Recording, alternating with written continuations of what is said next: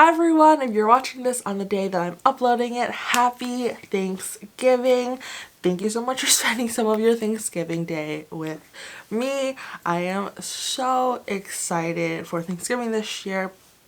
We usually don't celebrate Thanksgiving in my family because it's an American holiday and no one in my family grew up in America, but I decided that we all need something to look forward to this year, so we are doing Thanksgiving. I'm going to be cooking Thanksgiving, and I am kind of a questionable cook, so I'll let you guys know on Instagram how this turns out, but I am so excited. The holiday season is finally here, and I could not be happier about that. Alright, but that's not what you're here for. You're here for plant content, so let's get into some plant content. Let me do my usual introduction. Hi, my name is Jen. This is Beast Has a Plants, where we talk about all things houseplant and home design. Welcome back. This is going to be another episode of my series, The Houseplant Alphabet. This is a series where I introduce these to my houseplants. We talk about my experience growing them and what conditions they are currently receiving in my home. Once again, as a disclaimer, I am no plant expert. Not that anyone would think otherwise, but I'm definitely not a plant expert, and this is definitely not a definitive care guide. This is just going to be a video about my experience. Alright, with that all out of the way, let's get into talking about the plant. Okay, so today we are going to be talking about the umbrella plant, also known as the I can't say that word, Schfflera. That's a very hard word to say.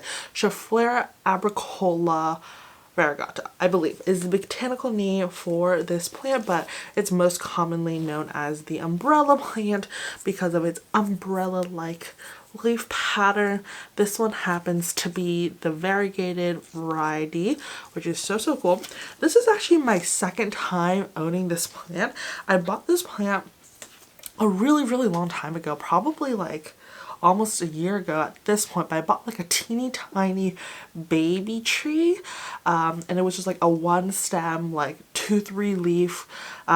It was rooted, but it was like tiny little thing, but it never really did anything for me, so I ended up getting rid of it in a purge in March when I was downsizing my collection, and then I went to this, I think it's a Thai restaurant. It's some sort of like Asian restaurant. I went to this Asian restaurant with my brother, and they had the biggest umbrella plant I've ever seen. It was like significantly taller than me. It was huge and it was amazing.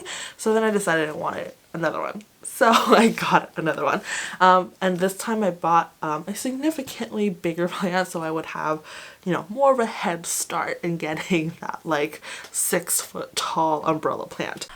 I definitely do not think that this is a hard plant to care for at all. So far for me, the care for this plant has been pretty unremarkable, but in like a good way. It's definitely not a diva, definitely not a plant that I think would take up a lot of your time or attention. So for soil, I've never repotted this plant, so I can't really give you an opinion about soil mixtures or anything like that. It looks like the nursery has it in 100% peat moss, which I would never pot any of my plants in that because 100% peat moss and me generally do not go well together, but it seems fine now. I think that the peat moss actually looks kind of old, so maybe I will repot this plant at some point soon, but probably not because I'm lazy and I don't like repotting. So, for lighting, this plant has always lived on my plant shelf. It used to live right here where this pot is. So, oh, this pot looks a little sad right now. So it used to live right here, and so it's like a little bit of distance away from this strip light, but it seems to be happy there. And then now I moved it to just right here. This gap right here is where I have it now, so it's a little bit of a distance away from this strip light and a little bit of distance away from the Fancy Grow light that's just off camera, and so far it seems good with that. I would consider both of these locations to be a little bit lower light not low light, but a little bit of a lower light relative to some of the other locations on the plant shelf. But I would not put this plant in the category of being low light tolerant at all. I definitely do think it needs a little bit more of a brighter light condition. Definitely not like direct light or anything like that, but I think it's one of those plants that just falls in the category of bright indirect light. Just whatever best light you can give it. For watering, I don't think it's been fussy at all. I don't find that it's a very vocal plant. Like, I don't think the leaves really droop or anything when it gets thirsty.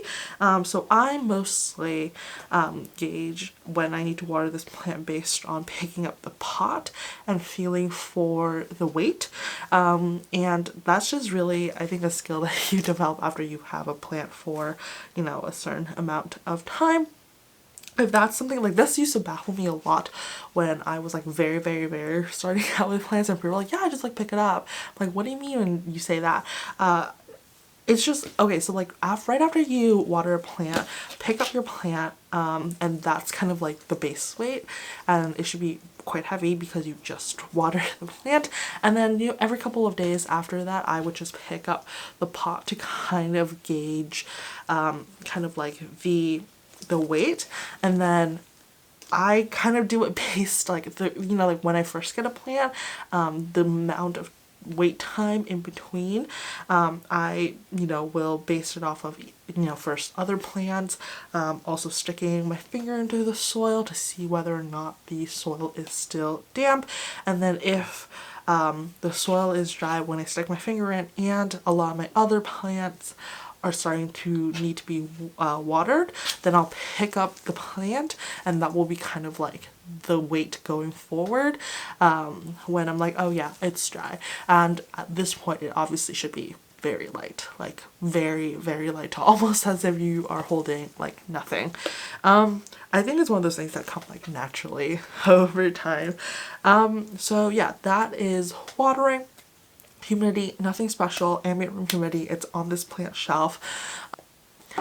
Okay, so for propagation, I have never propagated this plant, but from my understanding, they can definitely be propagated from taking a stem cutting, so just cutting along the stem in between two leaves and putting it in some water, or even stick it directly into soil. I also have read that you can propagate this via a leaf cutting. It can be propagated from that. I again have never propagated this plant, so I cannot confirm that. If you have propagated via a leaf cutting this plant, let me know in the comments down below.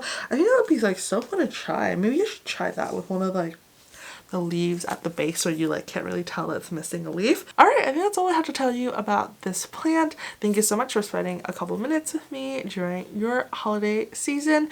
If you like this video, give me a thumbs up, subscribe, and I'll talk to you soon. Bye!